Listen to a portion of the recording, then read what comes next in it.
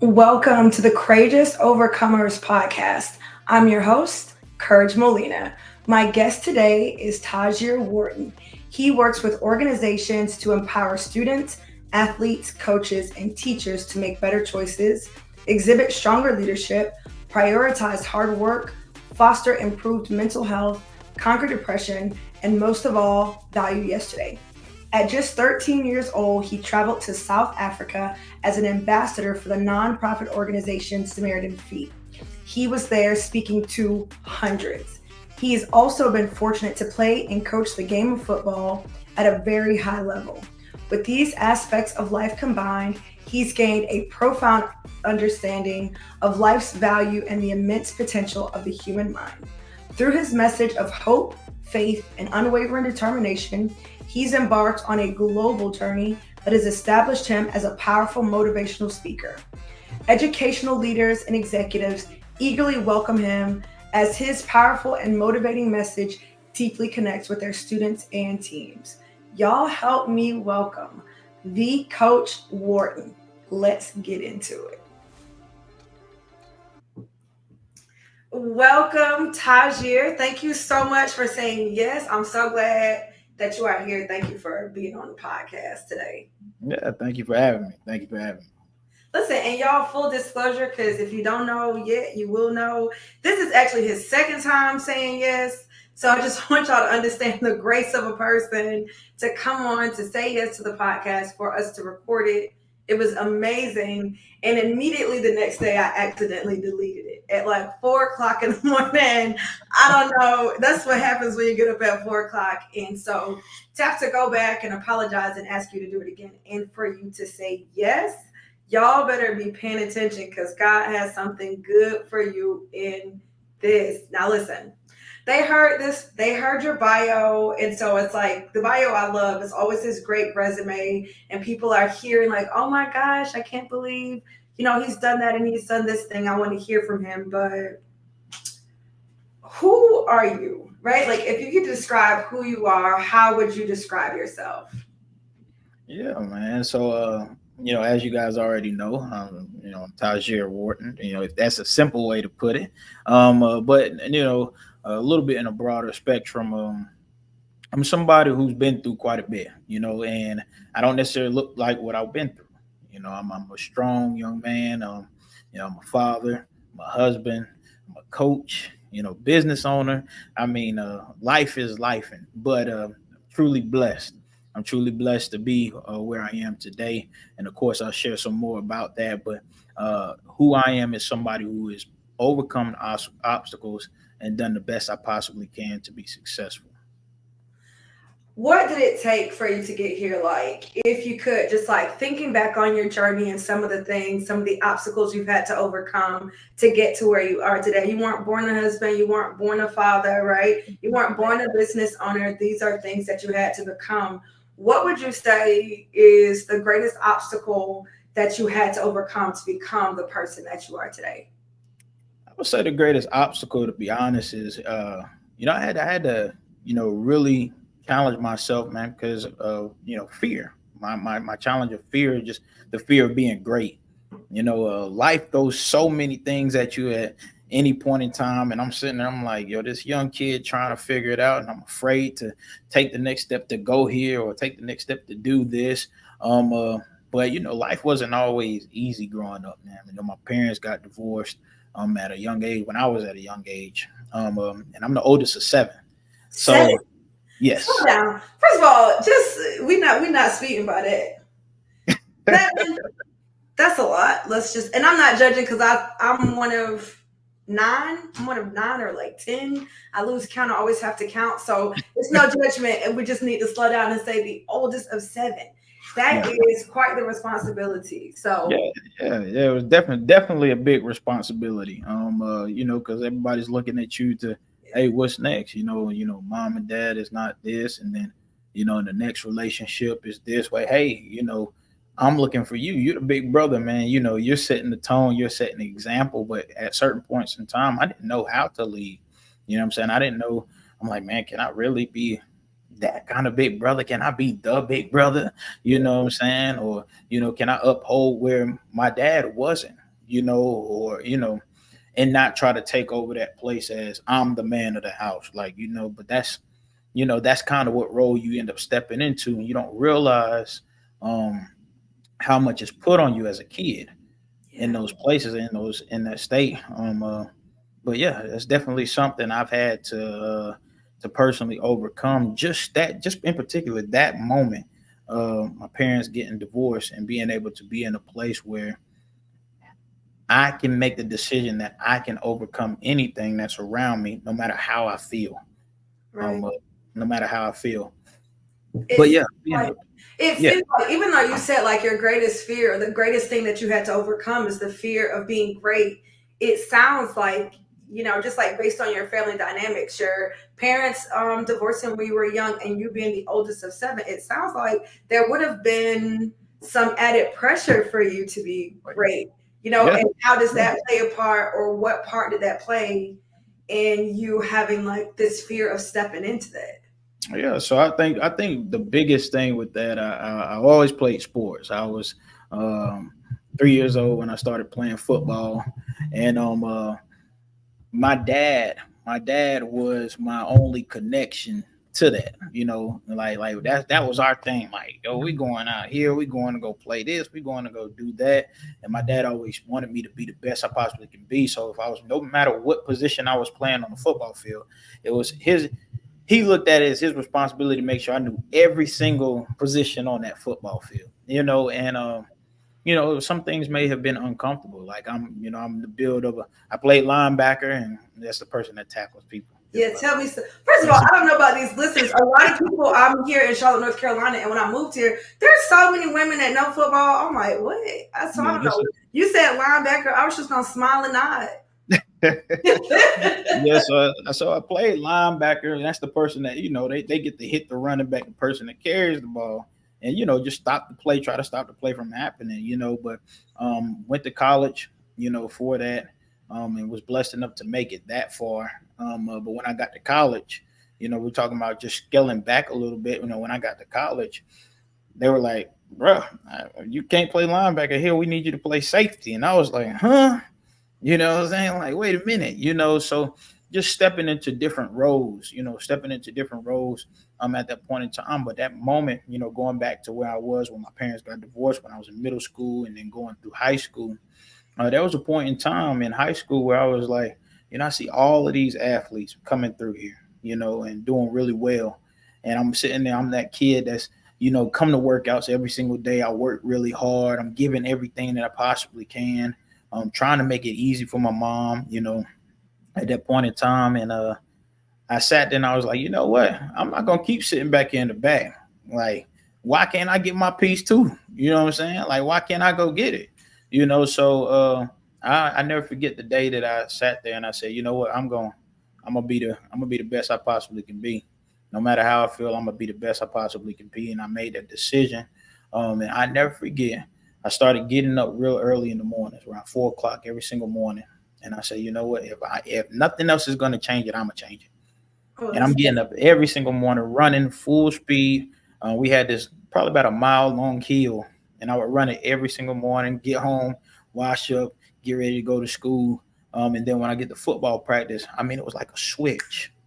Boom! It was like a switch, and that came from just having that kind of mindset. Like, I want to be great. I'm no longer going to be afraid of myself. And yeah. this is what I want to know. First of all, that's bananas. Talking about getting up at 4 a.m. What grade were you? When I made that decision, I was like in my sophomore year.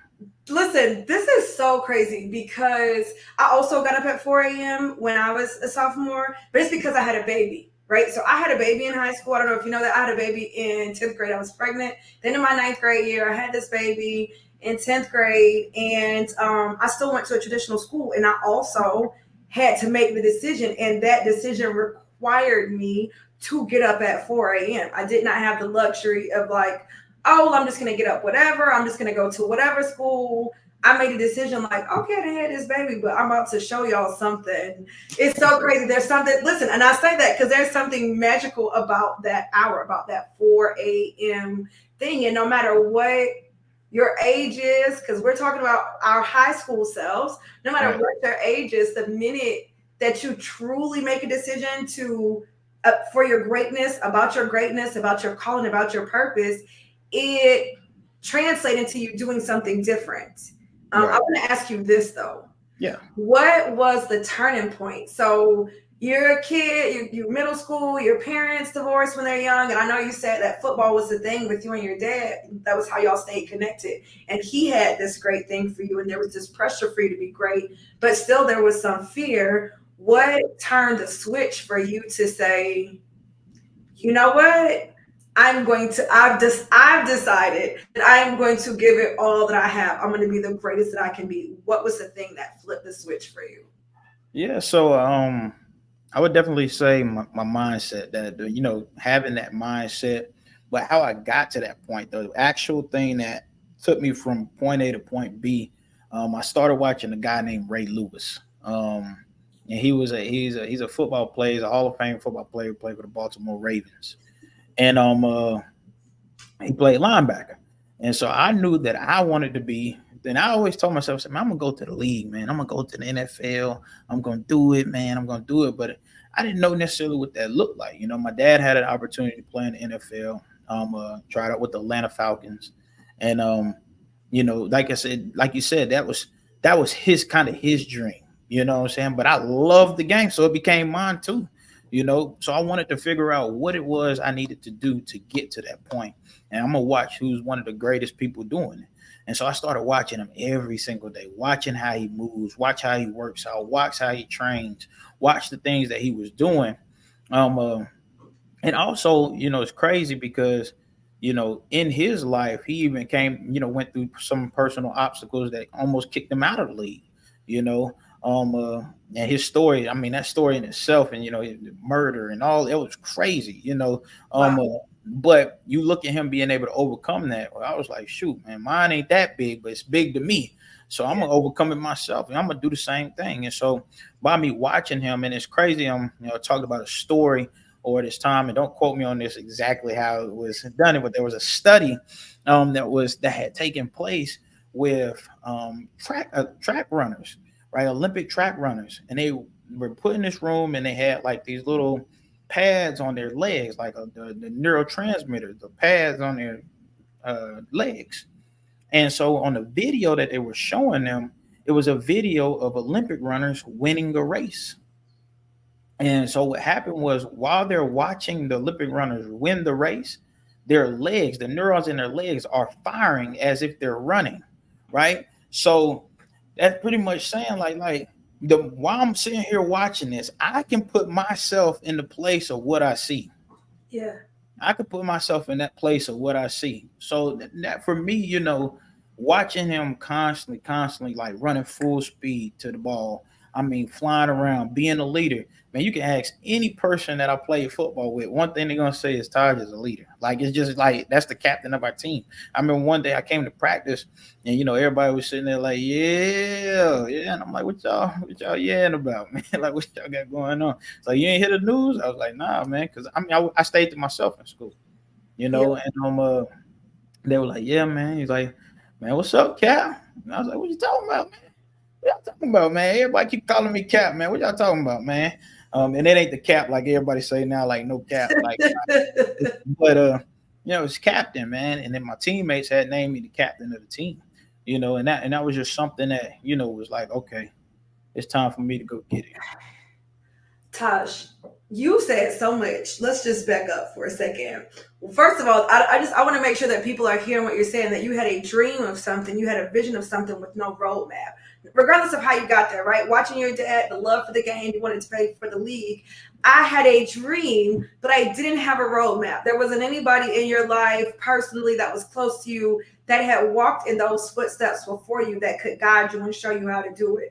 Right. So that's the first, right? I'm thinking to myself, I'm going to be the first to do something. There are so many listeners right now that are thinking, oh, I want to be the first in my family, or if I do this, I'm going to be the first person that I know personally to do this thing. And they are also feeling away because they don't have a roadmap. But what I love about what you're saying is even though you didn't know Ray Lewis, right? You didn't know him personally. Is that Right. okay? I just want because I don't know who you knew. That could have been your uncle. No. You didn't know Ray Lewis personally, but there was so much content and so much information out there about his life, his routines. It was something that you could model your training and your own mindset after. He was Right. a mentor for you without necessarily being without you having access. And I want everybody to hear that because it doesn't matter where you are. I'm from a small town. From a baby small. Okay, we wasn't on the map when I was coming up. We on the map now, but our name wasn't on the map when I was coming up. So small town, and you can feel like you're out in this space by yourself. Yeah. And so I don't have access to coaching. I don't have access to training. I don't have access to exposure and these opportunities. But now more than ever, especially in light of everything that technology has done for us, you can be mentored on a regular basis by those who are doing it the best in the industry that you're interested in. Right. I absolutely love that. And then the thing with the study you mentioned, I want y'all to follow me. Like, first of all, let's just talk about this study. Um, it is so revealing that you could put these things on the muscles and be watching somebody else win. You're not running, you're not on a treadmill, it's not a simulation where you're pretending it's you. And so you get this excitement. It is just simply you being exposed and seeing this, and your body responds in a real physical way. And as you were saying that, it made me think about how often our imagination is robbed from us, how Right. that is stolen from us. And I feel like now, hearing you say this, it really is a device of the enemy to keep us from being able to imagine winning, to imagine getting out. We want to downplay it. We have this thing like, oh, I don't want to get my hopes up. No, get your hopes way up and allow your imagination to run wild, because there is a real mental shift that happens, physical and mental shift that happens in your body when you allow yourself to imagine and see yourself winning in a way. I listen, we could stop recording, like we could be done if the people don't get anything other than mentoring, mindset, and imagination. You gave them Right. plenty. That to me is so crazy. And then seeing how that played out in your actual life. I've been watching these videos, watching how this dude has overcome and how he's a leader. And because I've started to implement some of those things, your people around you in your real life, it wasn't just something that you had in your mind like this fantasy. It played out in such a way that the people around you could see the values, the people around you could see the change and the transformation. That right there is insane to me. Yeah, definitely, definitely. I mean, another thing, at that point in time in my life, not only did I have to go through, the divorce and everything and try to figure out a lot of stuff. Yeah, my mom and my dad were there, but they were in different. It wasn't the same, Yeah. It Yeah. wasn't the same at all. It was a lot more yelling, a lot more screaming. Dun, dun, dun, dun, dun, dun, dun, dun. You like, oh my gosh, I can't take Yeah. it. You know, um, uh, you just certain things. You just feel like you feel that weight. And plus that, I got diagnosed with ADHD as a kid. And so, at that point in time, man, and I never forget, mom was like, well, what they say is, you can't comprehend, what you're reading. You can read, I can read on a 12th grade level in fifth grade, but you ain't comprehending nothing that you're reading. I said, wait a minute, what you mean I'm not comprehending? I'm telling you that this Joe went that way and this Joe went that way and they jumped and they fell down. I can tell you what's going on, you know, but in my mind, I said, no, you ain't gonna tell me what I'm not gonna be able to do. You're not gonna tell me what I'm not gonna be able to do. So I took that energy also, man, at that point in time. It was just I had a constant drive to be positive in my life, no, regardless of whatever it may be. And where did that come from? Because you're talking about like some adversity that you experienced at a young age, the pressure of being the oldest. I feel like the youngest might have the freedom to be like, oh, I'm going to be, I'm going to stay positive because the youngest, they lottie dang da. Okay. Y'all babies, y'all lottie da. Parents are more lax at that point. They figured out some things. The older kids have broken the parents in, so now they've grown some. They're not as young as they used to be, and so I feel like the youngest they a little bit team more la di da, and I feel like it's probably easier for them to be positive. But as the oldest, being the one to have seen the most, to be exposed to the most, to be experiencing the most difficult seasons in your parents' life because it happened at an early age. How did you have this like? Where did that positivity come from? Is it just intrinsic in you? Like, were you always that way? Like, where does that come from? Being able to keep that positive attitude. Yeah, I want to say that I was always positive. You know what I'm saying? I really do. But and that's probably because I grew up in the church. I grew up in the church. So no matter what was going on in life, my faith stayed here no matter what. Maybe I was here at sometimes I was a little low, but my faith never dropped below this threshold. And just having that, like you said, the faith of the mustard seed, like only need is this much to be able Yeah. to go to where you need to go. But my faith always has been high, man. I'm a very, very high prayer. I pray a lot. Um, uh, in my prayer, like I'm a prayer warrior. You tell me. Even yeah, when things go good, man, I'm praying in tears. When things go bad, I'm praying in tears. I mean, it don't matter wherever situation I'm in. I'm gonna get down on my knees and I'm gonna pray. I'm gonna find a way to get that connection that I need with God at that point in time and say, look, man, I'm doing really well right now.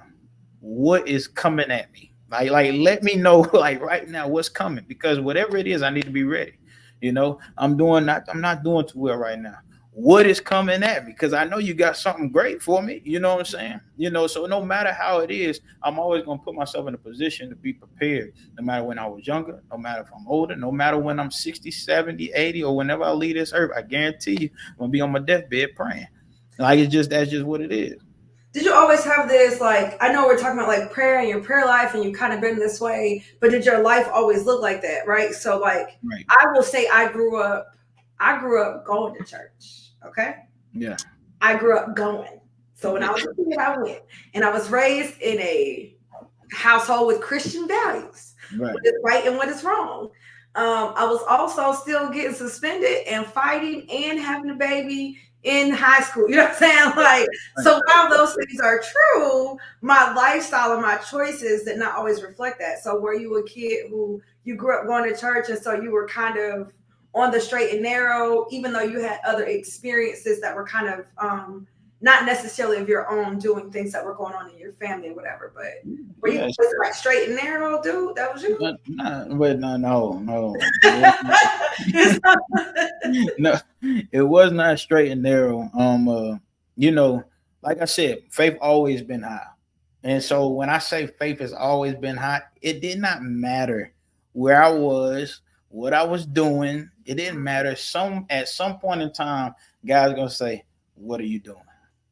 Like, come here. Like, what are you doing? I'm gonna sit you down. And I mean, oh, he sat me down in life. Like Yeah. he sat me down tremendously. I remember one time, and at the point in time of my life, I was in college. Girls, money. I just became an account manager, so I mean, I was making good money. And it was just me by myself. I'm in and out of clubs, strip clubs. I'm just having a blast. I never forget. I was standing on. I see kids don't stand on the chairs. Your mama tell you that early, but I was standing on the couch, at a strip club, and I got like quite a bit of money in my hand, and God was like, boom. I'm just like I'm talking about like hit me like to the point that I'm almost in tears. Like, boom, what you doing? What you doing? I'm talking about this loud and clear, like loud and clear. Like, what are you doing? Like, who are you? And it's funny that you asked that question early on. He was like, "Who are you?" Yeah. Because this I knew you would be in this place. I knew you would be in this moment. But who are you? And I've molded you in a certain kind of way to be able to do the things you need to do. Who are you? And that's a hard question that a lot of us have a hard time to be able to answer. Who you going to be when you're in a situation like when you really, really down and out, or you think you on top of the world and can't nobody touch you? Who are you? And that's the question I had to ask myself at that point in time. So I ended up leaving the club. Ended up leaving the club. I felt bad, man. I'm like, man, dang, man, I know I shouldn't be up in here. Everybody's shaking this, everybody doing all this, everything. I'm supposed to be somewhere else, But I knew I wasn't supposed to be there. So when I say God will always find me, my faith always stayed high, no matter what, no matter what. Even at a point in time, there was a point in time where I was homeless. Um, uh, I had that account manager job, and I never forget. Um, I was going to, before I got the job. They asked me, "Said, are you gonna keep playing football or not? Like once you sign here, you're done playing football." And I'm like, "Yo, man, you mean to tell me like I gotta leave all this behind, man? I can still play. I'm still young." And I'm right now. And I told him, I said, to be honest with you, I have an opportunity with the Carolina Panthers coming up, so I don't know what that looks like. I said, but football is, NFL that we say not for long, you Yeah, know. So there's yeah, no telling on how that may look for me. I still need a job, yeah. and I was pretty good at what I did, and what I do. So they took a chance on me, and I never forget I had a workout with a team, and I'm like, oh Lord, please, please, please, please. Something inside of me is telling me I need to go to this workout. And something on the other side is like your job told you don't go to that workout, when we went to football. So I was like, all right, I'm going to the workout, man. You only live once, right? So I'm gonna Yeah. go to the workout, right? Well, I go to the workout. I don't know if everybody can see them. They're trying to get it right, but there's a little split right here in my lip where I had went to go hit somebody, and I get up, and my whole entire lip Oh, open like this. Now, oh, mind you, I'm an account manager, meaning that I meet with CEOs, CFOs, other account managers, senior account executives. So face to face, Zoom calls, like we're getting it in. And so I never forget a call, my manager. I'm like, hey man, had a little accident, blah blah blah. And right there, he said, "You were playing football, weren't you?" And I was like, I don't lie. I don't lie. He was like, okay, so it went from there. That moment right there, I thought that was it. I did, I really did. But they still gave me opportunity. I became a delivery manager, which is a technical recruiter. Um, uh, and so I started, oh well, shoot, I can't see people face to face. Well, I'm gonna do what I do. So I'm calling people up, getting people jobs, interviewing. Let's roll it. Let's run it. Hey, sourcing them, bringing them in. Like I'm moving. And one day there was a car accident that was on my way to work, and I'm literally sitting at the exit. And I remember sending a video to my manager, and it was like, hey, just want to let you know, like I am sitting right here at the building, and I cannot get in. Like I can't move anything. Like there's cars everywhere around me because there's a big accident right here. And I never forget the words he said. He said, "Don't worry about it. Just going home for the day, and talk to you later on." And I was like, hmm. It's like, what you mean? Going home? Like, you mean like I'm good for the day? I'm good, And he was like, we'll talk later on. And so I went back up there a little bit later on that evening when he called me back, and there he had my termination letter, and he was like, hey man, we're gonna have to part ways, because you were late and you had the lip incident. And I was like, I have to say it like that, but okay, But that right there was a big sit down for me, because I lost everything at that point in time. They were covering my house, covering my car, and I was young. You know what I'm saying? I wasn't thinking like, oh, save this up, invest this, hold on to this credit score, like none of that. I wasn't thinking about none of that at all. I was thinking about like I got the money, let's go, and I'm just having a blast. Um, uh, but like I said, sometimes God is gonna literally change and make a shift in your life that you never see coming. And sometimes we want to point the finger, oh, I can't believe you did this, and I can't believe you did that. Where were you when I needed you? All of this stuff. We want to point the finger, but like I said, the entire time I had everything I needed to be successful.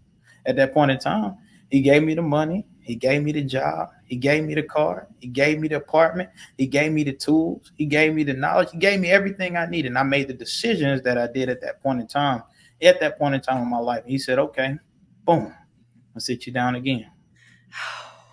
So You much to unpack with that. Especially, I want people to hear. The reason I asked you, like, did you grow up on the straight and narrow, is because I feel like sometimes people can look at you, especially now. You are married, you have, you have a family, you got these kids, and you got this this business and all these things that you've been able to do. And then to hear you say like, oh, I pray and I've always had this faith. It's like, man, he don't know what it's like to make mistakes. He don't know what it's like. Okay, he's been on the straight and narrow. And so two part. One, I want people to hear that you can have faith and not be walking in your deliverance, right? I want for the person who is struggling with something, the person who hasn't come to a place where they are fully surrendering all their things, including their entertainment, to the Lord, right? Not just their Sunday morning, but their entertainment to the Lord. That's one. Two, also for the people who are on the outside, parents, family members, friends, and foes who are looking at an individual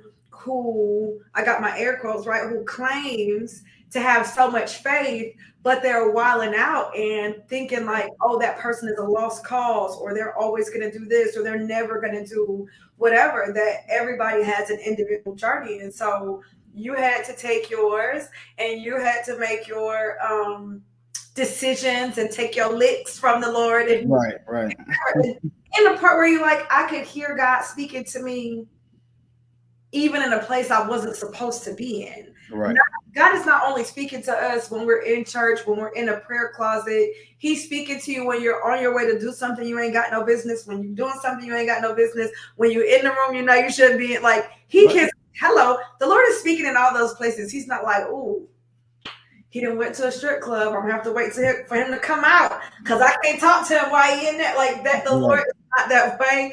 If we have an ear to hear, he's speaking, and he will speak to you right in the middle of your mess. And so I love that. I mean, I appreciate you sharing those moments because we come out and they're going to look you up and they're going to be looking at all your accolades. And it's like, oh, of course he's got all this great advice. He never experienced these things. Of course he can say that. And so I really value, transparency because it gives people an opportunity to see the good, the bad, and the ugly, right, of a life that's still been transformed. So, can you tell me, like, maybe like two or three things, maybe like steps, right? When you think about all the experiences that you've had, the ones that you've shared, and who you are right now.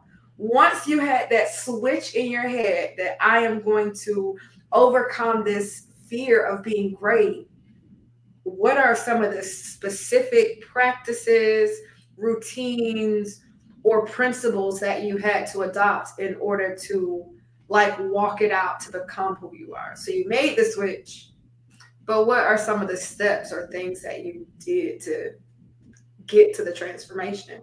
Yeah, well, I'll say the first thing, I would say first thing is to value yesterday. You know, value yesterday so your present can pipeline your future. And what I mean by that is like, everybody wants to run so fast away from what they've been through.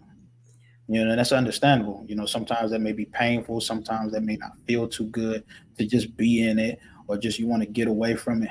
But those things that you've been through, those things that you learned, those things that you had to endure, like those are the things that are building you to be this great person that you want to be, or be this great person that you've seen before, or even be this great person even when you was a little kid. Say, I want to be like this one day. Like, sometimes you got to go back and pull that childhood dream out and all that, or that ambition, and say, you know what, I can be a doctor. I can go and just, make a lot of money. I can go be a singer. I can go be a speaker. I can go be a pastor. I can go be like you, whatever it is that was laid on your heart, from the jump. That's something that you can go back to. And it may not be that same exact thing, right? But it may be just to have that ambition, or just have that drive, or just have that just freedom to say, you know what, I can do it. I think sometimes we forget about yesterday because we don't want to remember it. We don't want to face it. So that would be the first step. Definitely valuing yesterday. Two, I would say have faith. Like, just like truly have faith. And like that's not like we talked about earlier. That's not just saying have faith in the good times. That's not saying have faith in the bad times. Like, have faith wholeheartedly. Like, Yeah. no matter what's going on in your life, truly trust that God is going to move you in the direction you need to. And please understand this. It's not always going to look like the way you want it to. Say that again for the people in the back. It Not is. always, rarely. I'm gonna go ahead and upgrade that to rarely. Is it going to look like how you thought it was going to look? So I love that. Yeah, it's rarely gonna look like how you want it to be. And then the third thing is I always talk about this. Love the ones who love you. Mm, Love the ones who love you. My mom and my dad, they may have had their differences and they may have been through their separate things or whatever it may be. Right. And I could not quite understand what was going on in their lives. And that played a part that put a strain on me, you know what I'm saying? And not only did it put a strain on me, it put a strain on all my siblings. I've had a conversation with all my siblings, you know, um, uh, about how they feel and how those things really played a part in their personal lives. And they went different ways and done different things, and you sit back, you're like, man, dang, why you do that? But I had to take a moment and look back at myself, like, dang, why'd you do that? You know what I'm saying? So always love up on those people, love up on them. Everybody can't control their situation. Everybody can't control where they are. It may feel like they can. Good and well you can get off them drugs and do this. You can stop drinking. Sometimes it's just not that easy. Sometimes it's just not that easy to get off of whatever you're going through or get out of it. You know how many people say, "Oh, I want to go pay these bills the way I want to." They just ain't got the money to. I yeah. mean, it just doesn't work that way. And so just love up on the people that love you, and then take some time to love the people that you may not even know or don't love you. That's the tough part. That's the challenging part. Can you love somebody that you don't know, or can you love somebody who's not showing you the love that you feel like you deserve, right? And that's just called genuine love. So those are my three things. So value yesterday, have faith, and always be loving. That's always be loving. Those are so good. Those are listen. That value your yesterday, that right there, that's a mic drop. You said value your yesterday so it can be your pipeline for to your tomorrow. People think, like you said, getting rid of that back end stuff. Like I don't want to think about where I've come from. I don't want nobody bringing that up. All of these things, but those things made you who you are. Whether they helped you to be resilient, whatever lessons you learn, I absolutely love that you're not on this. It's like we want to have a clean slate. And I believe I don't want a clean slate. Let me just tell you this, okay? I don't want a clean slate because a clean slate means I have nothing to grow from. Right. I'm not starting fresh. I'm not starting back from scratch. I'm starting from now.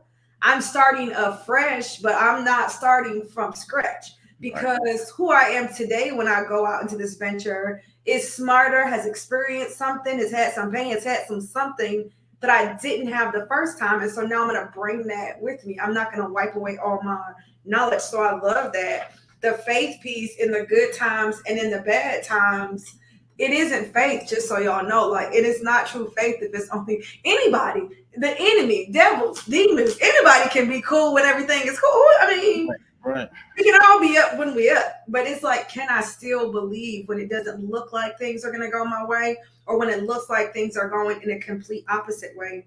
But I think my favorite one, if I'm honest, is the loving, and it's because I'm not a person like natural. My natural bend is not towards grace. Actually, I don't show my. I'm a straight shooter. I ain't got no grace for you because I saw what you did. But at the same time, I don't have a lot of grace for myself. I've come to learn and to show myself grace and to have more grace for myself. That is something I had to be intentional about. But I love that because once I learned to be graceful and to show myself grace, it was easier to show other people grace. I can forgive them and understand that, meeting a person where they are, maybe they don't have the capability. People are not out here choosing death and destruction. If it was easy to choose life, right, people would not be out here choosing death and destruction. People wouldn't be choosing things that are tearing up their family, tearing up their body, tearing up their teeth, tearing up their finances. Like, yeah, I wanted to look like this. Yeah, I wanted to have all of these medical, like, Right. who's doing Right. Nobody's doing that. If I'm in the right space, if I'm in a healthy mind, physically, mentally, and spiritually, Now I'm in a position, but then do I even have the opportunity and the know-how and the tools? So showing people grace, I think, is a huge thing, because when you say yes to the call in your life, you're going to be out of your element, and that's just how the Lord calls you. It's going to be more than you're equipped for, and it's going to require that you show yourself plenty of grace. You're going to need for people to show you grace, because it's the first time that you led. It's the first time that you started a business. It's the first time that you mentored. And so dropping the ball is a part of that thing. But if I can come from a place of grace, then I can expect grace for myself and from other people. So I absolutely love that. Yes, definitely. I just absolutely love that. Now listen, um, people are gonna want to get in touch with you. They're gonna want to know where you are. They're gonna want to know more about your story and how they can get connected with you. Where can they find you? And I'm gonna put it all in the show notes. But can you tell us, where can they find you? Where do you play out here in these streets? Yeah, so you can find me on Instagram, Twitter, Facebook, TikTok, and it's all up under the name The Coach Wharton.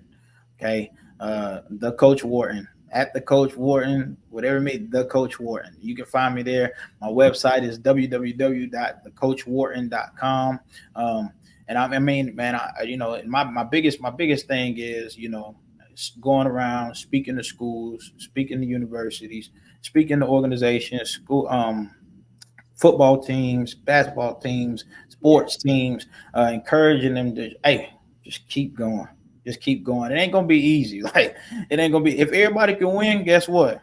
Yeah, It wouldn't be worth anything. You know yeah, what I'm saying? Every single time somebody plays a game, there's a winner and there's a loser. That's the same way life goes. But that does not mean that the losing team can't win a championship.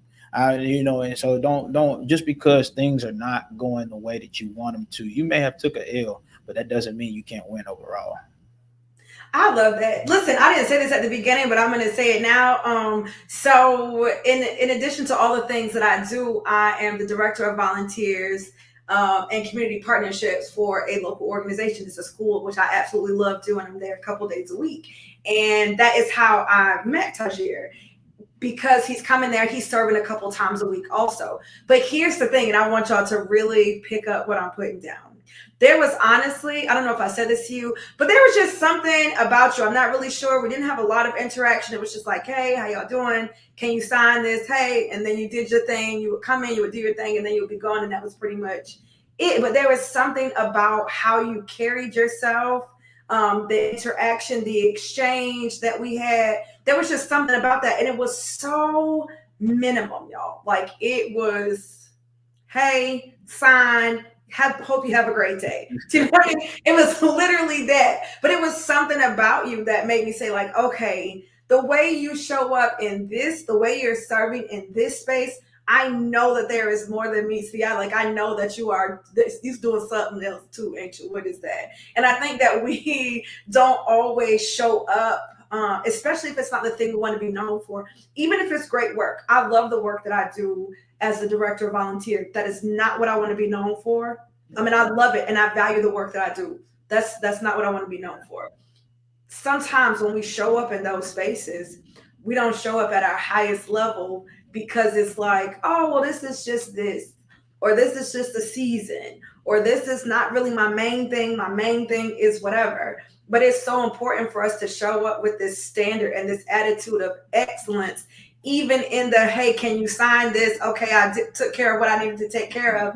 Y'all have a great day. Even in that. Because if you had come in like, man, this just one little thing I do. This ain't really that big a deal. Like, this ain't really nothing. I'm just coming in here real quick. Like, I never would have thought to ask you, because we interact with people all the time. Right. So I absolutely love that, even in the common, regular, ordinary task, when we show up with an attitude of excellence, we are still showing up in a way where somebody can be like, hey, I'm looking at this. And because of that, I asked Tajir to come and speak at the school, and he did. And that was absolutely amazing. The kids loved it. Like, child, they think, I'm not saying you're not a celebrity. That's not what I mean to say. But they think this dude's a celebrity right now. Okay. I'm not saying you're not a big deal. I'm just saying he came out to that school and these kids, baby, and like this dude hung the moon in the sky. And I love it, because they see you and they get to see you and see how you show up. And I think that's really what makes us how we show up in the ordinary. It's easy for us to shine when we know it's our time to shine. But when you are in the background, when you are playing support in somebody else's dream, when you are playing assistant, okay, I'm just helping somebody else do their thing. I'm not the main show. How you show up there really is, in my opinion, what reveals your true character. Because when the camera's on and when you take to the stage, everybody's giving it all they have. But when it's time for you to roll up your sleeves and say, okay, now they want me to do what? They want me to do this pipe and drape. They want me to check people in. I'm not the speaker, but they want me checking people in. I'm not the motivational speaker, but they want me setting up chairs. Like, what is your attitude like when you're showing up in that space? Because there's always somebody watching you. Right. And you don't know who God wants to connect you to. So we totally would have missed this. My people would have missed it, right? Not just that this is an opportunity for you, but for the audience, for people who are listening, they would have missed all of these gems, right? This wouldn't have been here. And I don't think that God is done, honestly, right? There are probably other projects and other things in the future where our paths will cross, but it all started with just you showing up at the highest possible level in the most ordinary task. Right. The most ordinary task. I'm like, this dude is high level ordinary. Okay. But how come what you do that this is, a habit that you've built for yourself? And so I love that. And it's really been a blessing because I've been able to have you on the podcast now. Tajir, I have one last question. Yeah. Before we get out of here. That I want to leave our audience with. What, in your experience, is the key for courageously overcoming? I'm the Coach Wharton, and I believe that the key to courageously overcoming fear, right, is by trusting in what's destined for you. Trusting in your path, trusting in your journey, trusting in whatever that path may be, whatever God has for you, truly, truly trusting it. Because, it ain't, like I said, it ain't going to be easy. It's not going to be easy. It's not going to be that white picket fence. It's not going to be all sunny days. It's not going to be the grass is green on the other side. No, the grass is still brown over there too, But guess what? If you put a little seed and water on there and fertilize it, and you aerate and you do everything you're supposed to, guess what? You're going to have beautiful grass later on. It's just, really, really, really, really trusting that process, trusting what's for you. And you'll be. I love that. I love because you have to truly believe in the thing that you can't see to continue to show up when your grass is brown. For you to continue to plant seeds and to water it in and out of season. For you to see there's no grass growing outside, the neighbor's grass is growing, and that person's grass is growing, or that person's grass is brown too. But in order for you to continue to show up and overcome this thing, you have to truly believe in what God has destined for you. I absolutely love that, and I live by that. It is, and I know y'all gonna get tired of hearing me say it. Get tired. Prepare to be sick of me. This is why right here, I'm going ahead to tell y'all, this is why right here I really value and I push y'all being in the Word of God, because when you are spending time in God's Word, you can hear from Him and He can continue to confirm that thing that He has set down in your heart. So I had a rough day, but I have the habit of getting into the Word.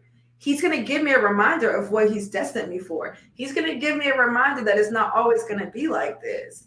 But you can't hear from God if you're not spending time with Him. And you cannot discern the voice of God if you don't know the Word of God. Like, friends, I'm trying to, y'all heard this man tell y'all, Okay, is really trusting God in the process, and that He's got this thing for you, and it's not going to change because you've taken the long route or the scenic route. It's still Right. His promise for your life. So I love that. Listen, thank you so much for coming on. Now, y'all be sure to check him out. Y'all go find him on all the things. Screenshot. Let us know that you love this episode. Tag us.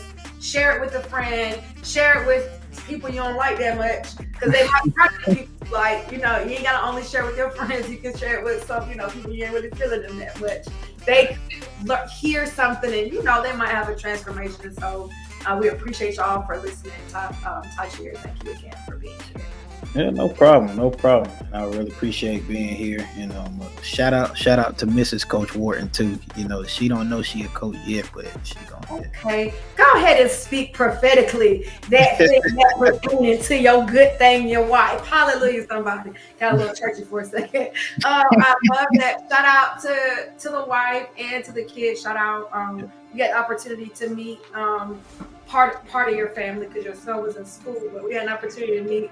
And so definitely a beautiful family. God has truly blessed you. So thank you for blessing the people. All right, y'all. All right.